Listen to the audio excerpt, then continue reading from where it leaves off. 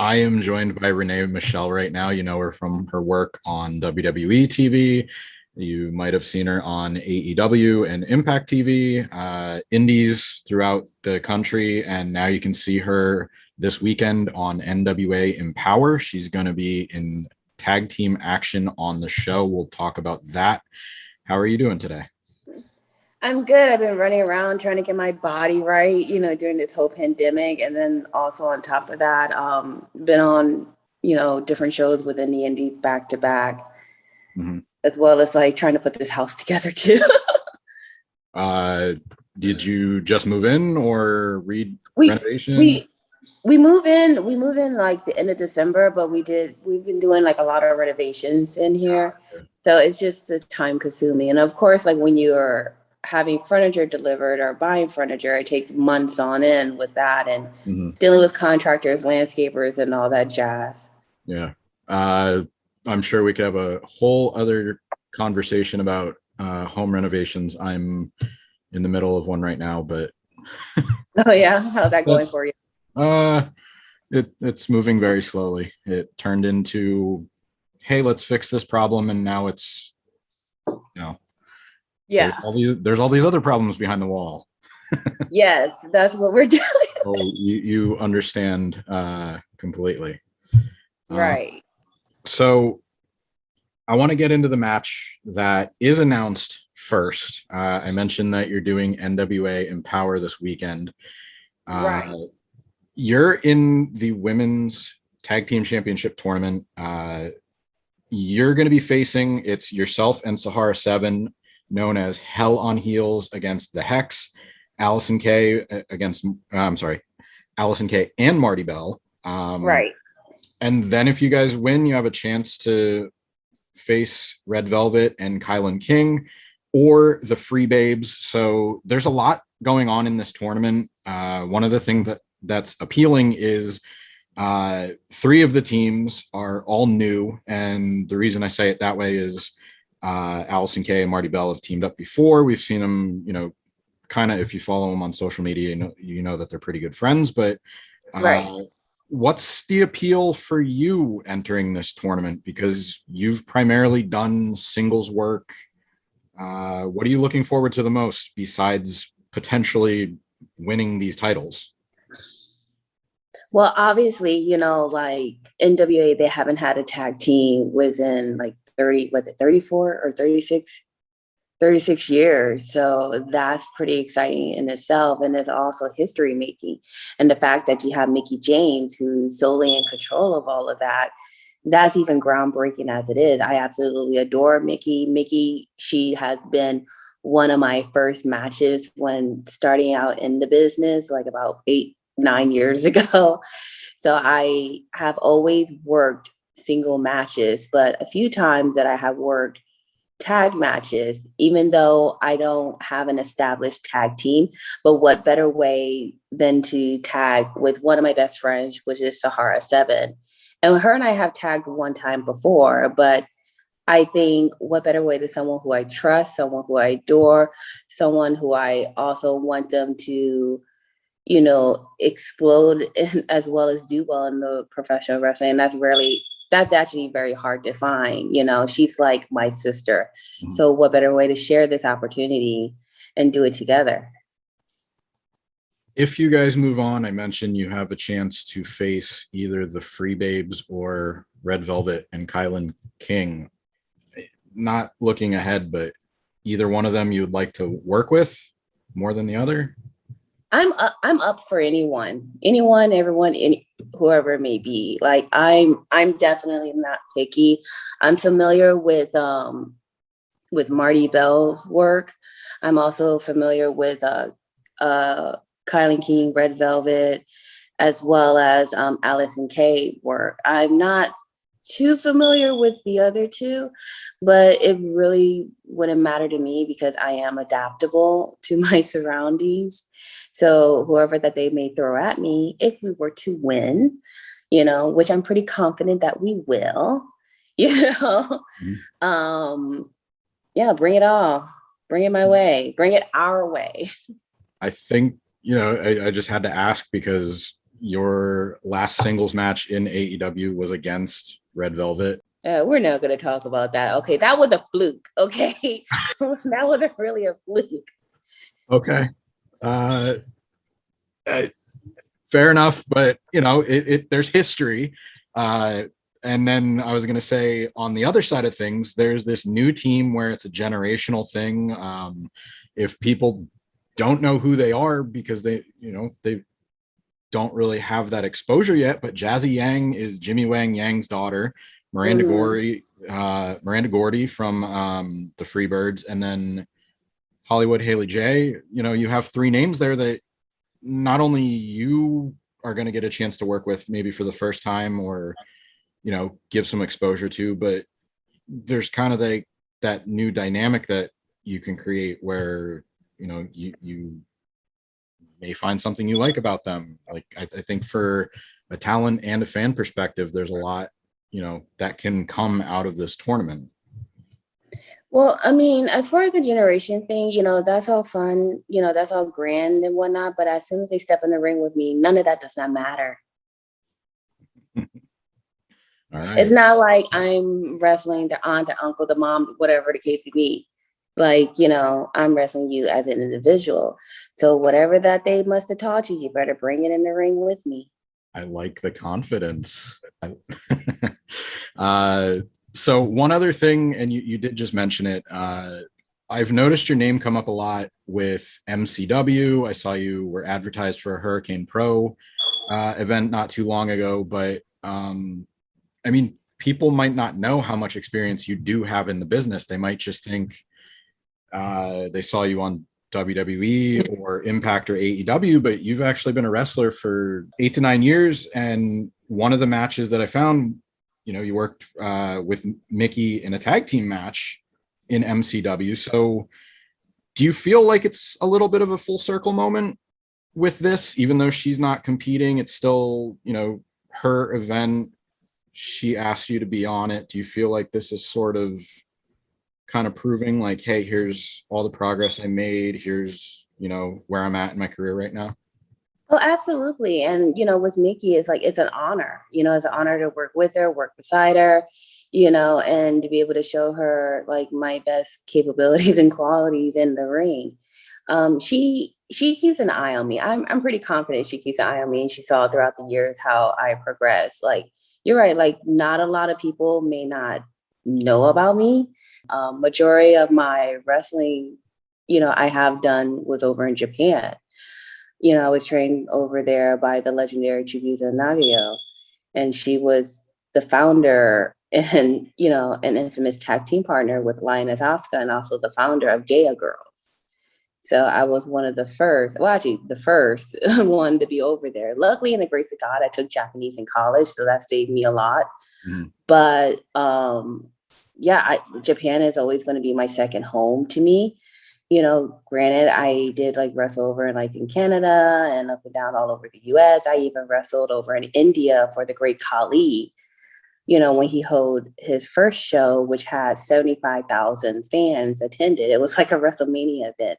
Back then social media wasn't as prevalent, but you were in this area.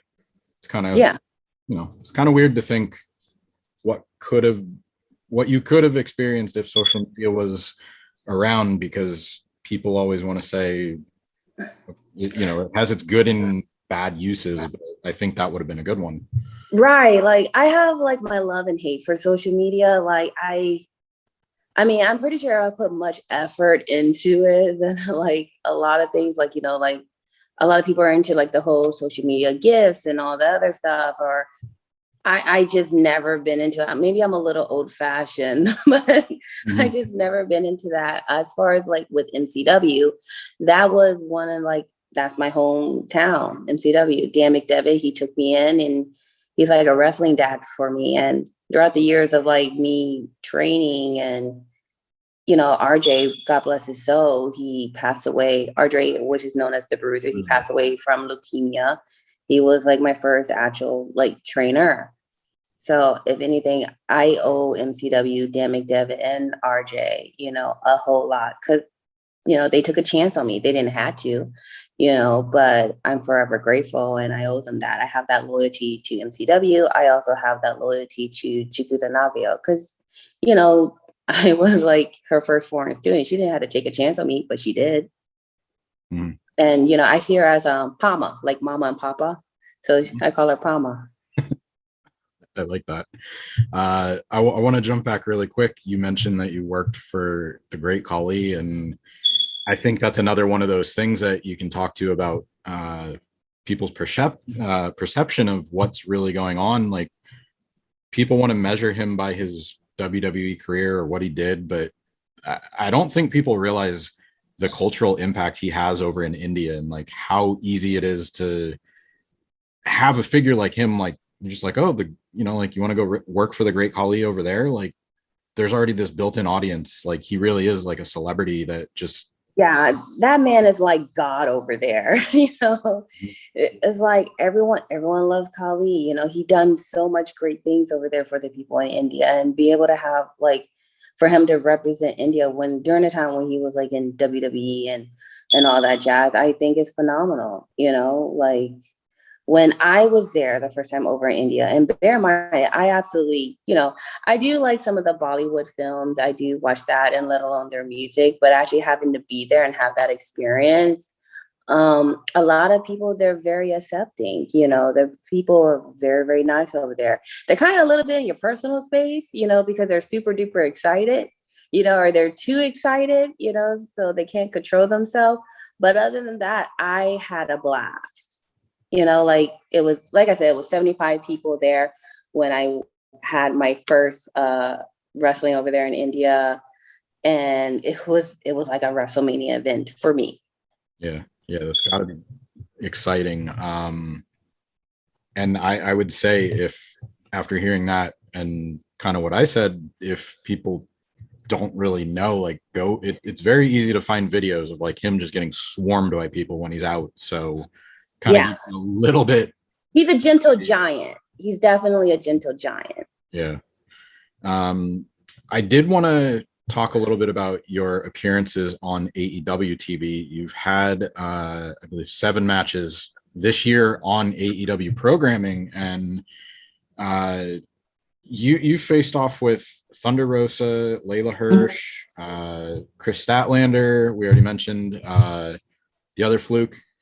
With Red Velvet. Yeah. But yeah. I think I think you're illustrating the goal of the show, which is to grow talent, to potentially move up in the ranks of AEW, and it gives you ring time, especially after the past year not knowing how the independents were going to pan out. But is that kind of like the same experience you have, like hearing stuff like that, where it's really to kind of see it as a way to move up?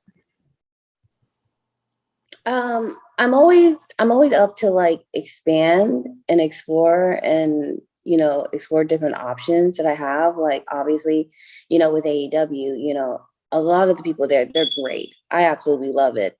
And whatever opportunity that is going to be presented to me, I'm going to take it. Like, I think like a lot of people, they assumed that I'm signed and everything, but I'm not. I've always been like a free agent. I wasn't signed, to AEW, Impact, WWE, NXT, none of that. And, from all of those that I have worked with, each and every promotion, I take it as a learning curve. Okay. If I'm able to present what I could deliver, and obviously how can I explain this? I don't see, there's nothing wrong, giving it your all, but don't show everything. Leave them alone. Yeah. Right. Because if you show all your cards, then what else can you give? Yeah. You want a reason for them to invite you back, or for somebody to want to see more. Absolutely. But I mean, on the flip side, is that a goal to get, a contract, or are you just kind of using this as, okay, I can, like, you brought up your experience in Japan, and I feel like maybe that might change your take on it, where if you didn't start out in Japan, like, you'd maybe say, oh, okay, I want to work here, how do I get there? But starting out early in, going to all these different territories, is that just kind of something that you're used to doing, where you just really do want to branch out as much as you can? I do want to branch out as much as I can, but a wise man once told me, if you want to become a wrestler, Japan is where it's at. If you want to become a sports entertainer, of course, WWE, Impact, and AEW is where it's at. And I learned that from William Regal. So I wanted to challenge myself for someone who didn't grow up in wrestling, wasn't a fan of wrestling, did not know a lickety split about wrestling. I wanted to challenge myself to see, like, okay, well, if I want to become a wrestler, I make my chance over in Japan. And I've done that. Now I want to learn how to do the sports entertainment where instead of me just being a wrestler, now I have to learn the characteristics or being a character, as a we all watch today of how a person is in the ring. And I enjoy both, and if I need to switch it up, then so I can. Now, as far as like me wanting a contract and stuff, the conversation haven't happened, obviously, make me an offer that I can't refuse. Okay, fair enough. In the meantime, like we've mentioned your MCW, AEW, NWA coming up this weekend, that if you were contracted, you wouldn't have these opportunities coming up. But part of the reason that, or maybe not the reason, but some of the stuff that you've been a part of is really, heavy on the sports entertainment stuff, the WWE, like with the 24/7 segments and, people, another one that people might not recall is you were part of the Mae Young Classic, but yeah, looking back on all of that stuff as a collective, is there any one segment, and I will try to make it a little easier and exclude the wedding one, is there any that stands out as one where you really either challenge yourself in that realm, or just one that you really enjoyed doing more than the others?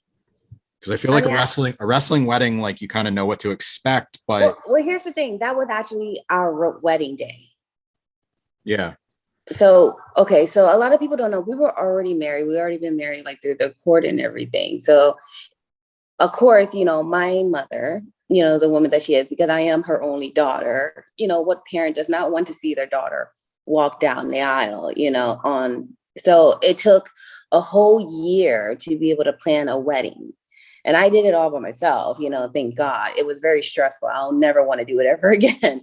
But 2 days prior to the wedding, we were asked about it. Well, he was asked about it. And he was like, well, let me ask my wife. I did not really so much knew the details of it. I thought it would be like, like Sarah Logan's type of wedding. I'm like, oh, okay, cool. 2 hours prior to it, then that's when I started knowing a bit of the details. And you're kind of like, what? But for someone, for me, I'm really chill. I'm like, okay, why not? What better way, to like display my wedding, and let alone let it be in WWE. Now I may not know the full details of everything during the time, but it was like 2 hours of me walking down the aisle. So I was already there and like trying to get ready and stuff too. So it was really on our wedding day, it's just, some either between R-Truth, the referee, or my husband, I still have a big black footprint on my veil in my dress. Somebody ripped my veil and I have a big black footprint on my dress. Now, did you I think my wife did it, I don't remember, but you like get it put in, like the bag, and you can save it. Like they didn't say hey, do you want to take this off? Like you left it, like the footprint's still on there? I mean, I haven't got to the chance of getting it fixed. Of course, okay. I want to get it fixed. I want to put it like in those little big boxes and have it like displayed and everything. Yeah, I didn't know what it was, but like I know that you keep it as like a hallmark or something. But like, would you? I mean, I'm assuming you want to get it removed. You don't want to keep. Well, heck yeah, I do. I want R-Truth to fix it. you pop your ass was on my wedding dress. I don't know. I mean, wrestling weddings are fun, but it's it's kind of funny to have it be on your real wedding day, I guess. Yeah, you'll a always lot, have and a that lot part of of it, people too. didn't know that. So of course, you have my family members who really don't watch wrestling, so they're like, "What is going on?" Yeah. I didn't get to have the time to kind of like clue them up. So Yeah. And even if you could, it's like, oh yeah, well, here's like highlights of whatever. And I use the example. He was involved in the Allie and Chelsea Green and Braxton Sutter wedding, but that was in a soundstage in a ring, and it was like in context, like so over the top. And then you're like, yeah, it's gonna be nothing like that. Actually, I can't even really tell you what's gonna happen because I don't know what's gonna happen. So yeah. I can imagine how crazy that probably was for you. Yeah, it was insane. But at the same token, I loved it. As me not being like Renee Maverick, I absolutely love it. Now, as for Renee Maverick, I'm fuming.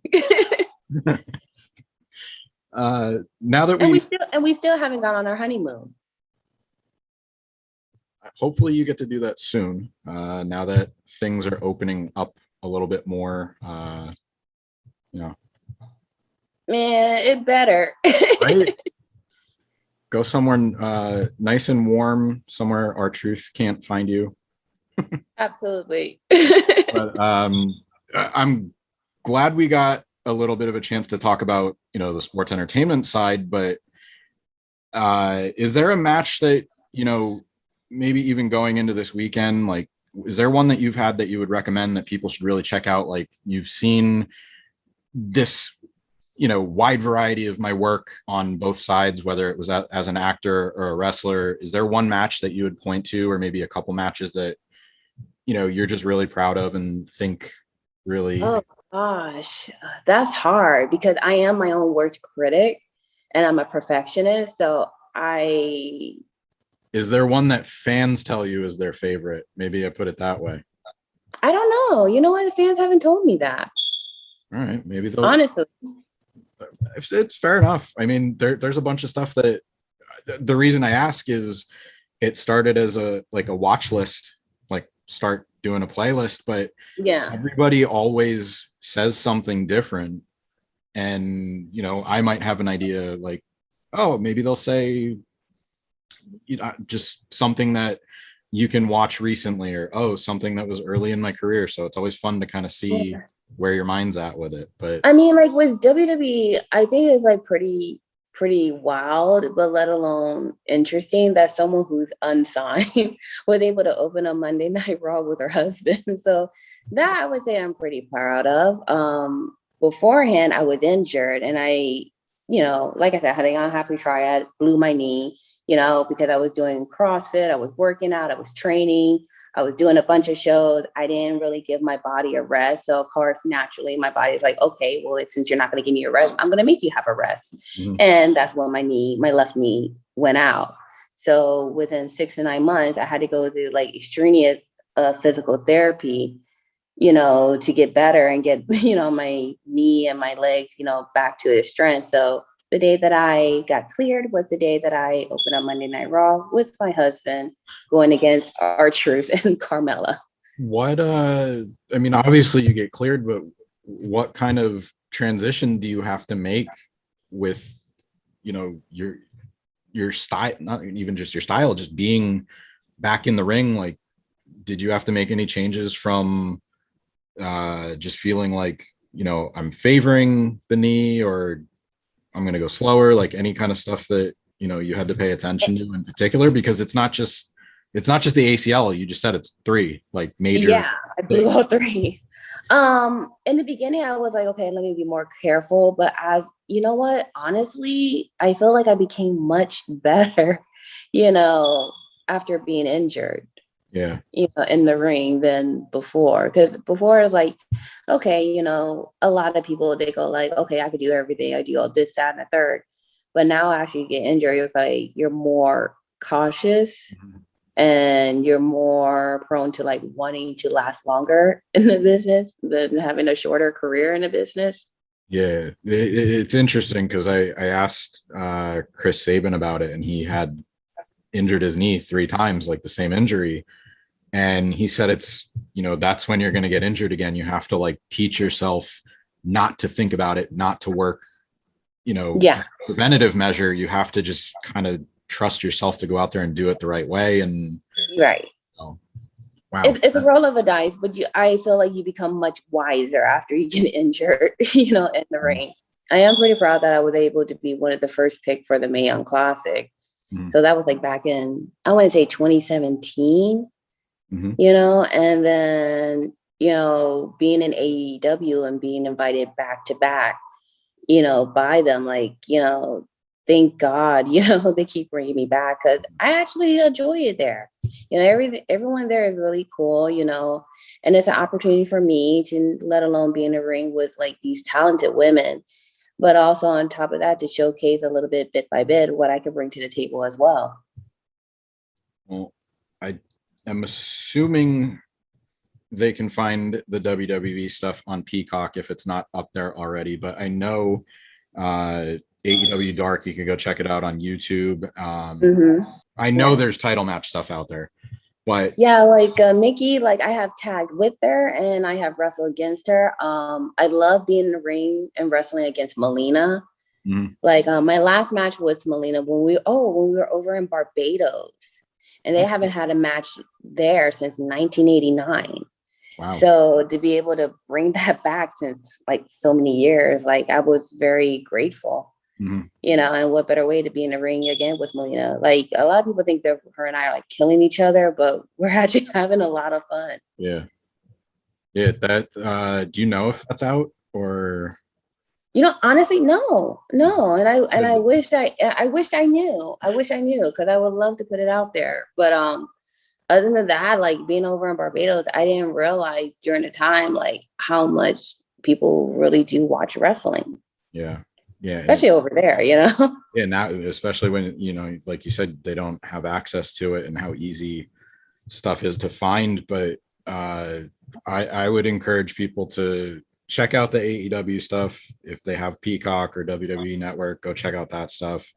Title match wrestling is probably one of the best at putting full matches up there in events. I know they do the ladies' night out stuff. Right. And they work with Reality or Wrestling too. So they have a good team over there. The next time people will have a chance to check you out is at NWA Empowerrr this weekend. You can order it on Fight TV. Good luck in the tournament. Hopefully the next time we do this, you'll be NWA Women's Tag Team Champion. It'll be I better. I'll burn everything. Like, no, I'm just joking. I'm not gonna burn everything, but I'll do my best. We will do our best. Absolutely. Check it out this weekend. Check out all the stuff we just, go down the YouTube rabbit hole. Renee, thanks very much for your time. Thank you.